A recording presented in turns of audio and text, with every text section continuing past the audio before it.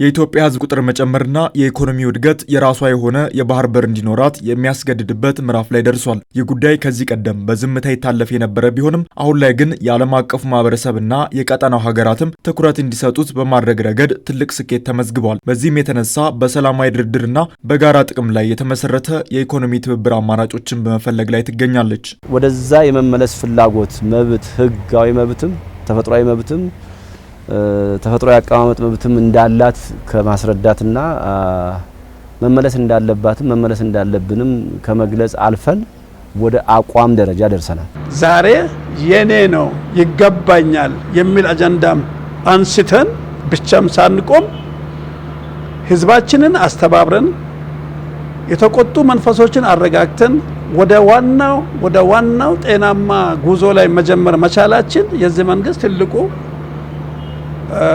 ትልቁ አሻራ ነው። ኢትዮጵያ የባህር በር ጥያቄውን ከወቅታዊው ቀጠናዊና ዓለም አቀፋዊ ተጨባጭ ሁኔታ ጋር አጣምራ የያዘችበት መንገድ በዲፕሎማሲው ረገድ ከፍተኛ ርቀት አስኪዷል። በዓለም አቀፋዊና አህጉራዊ መድረኮች ይህንን የህልውና ጥያቄ በሚገባ ለማስገንዘብ የተደረጉ ጥረቶች ለዚህ ወሳኝ ነበሩ። እዚህ ሀገር ውስጥ የብዙ ሀገሮች መሪዎች በተደጋጋሚ ይመጣሉ፣ ብዙ ስብሰባዎች ይደረጋሉ።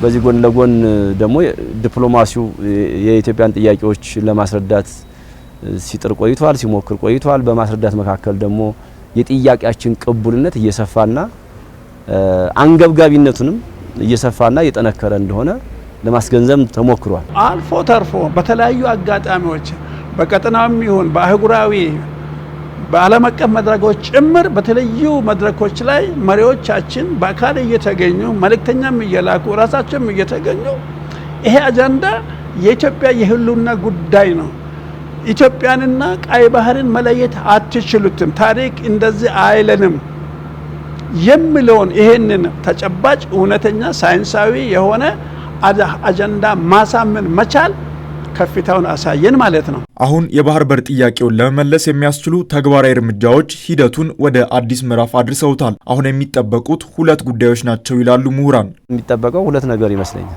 አንዱ መሬት ላይ ማውረድ ነው። ሁለተኛ ወደ መሬት ሲወርድ ምላሹን መስጠት ያለባቸው የሚመለከታቸው የጎረቤት ሀገራት እየተጠበቁ ነው።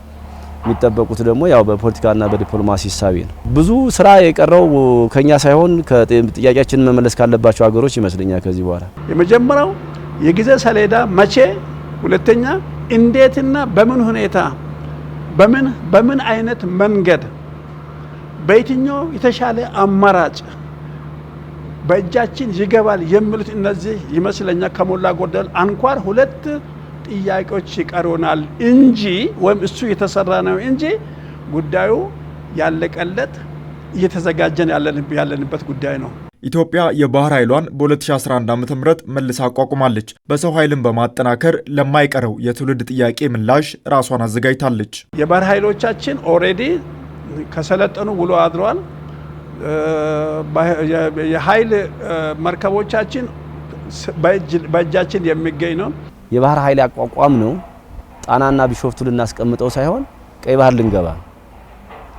ድሮም የባህር ኃይል ነበረን፣ አሁንም መልሰን አቋቁመናል።